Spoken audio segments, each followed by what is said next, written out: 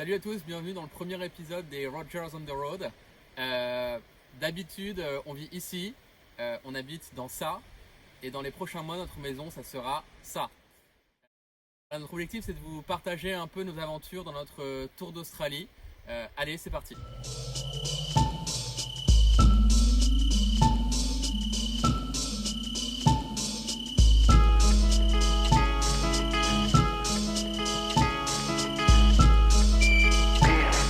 And tranquility to earth.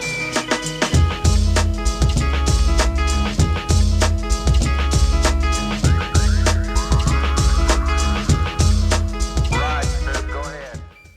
Notre objectif pour les prochains mois est de parcourir plus de 15 000 km autour de l'Australie. Et pour ce premier épisode, nous allons faire le Sud Queensland en partant de Surfers Paradise pour arriver à Cape Palmerston. On a commencé le road trip en s'accordant un dernier moment de luxe en restant 2 nuits à Surfers Paradise. Le vrai road trip est commencé le lendemain. On a donc commencé notre road trip en visitant la Imbil State Forest, qui est connue pour ses chutes d'eau, ses montagnes et ses pistes de 4x4. Donc parfait pour tester la tente, le matériel et le drone aussi.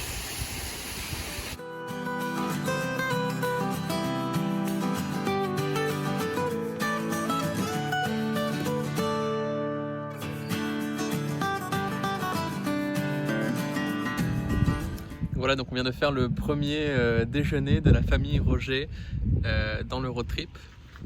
Et donc là, voilà où on est. On est au sud de Bundaberg.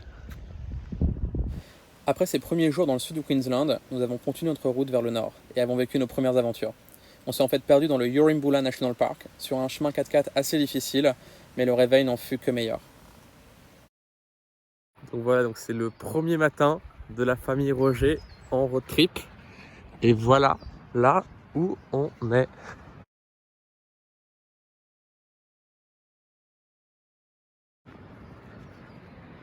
Et voilà. C'est pas mal, Rafou, hein? Après ce super réveil, nous avons rangé notre campement et nous sommes allés visiter le National Park pour la journée avant de finir par un dîner au feu de camp.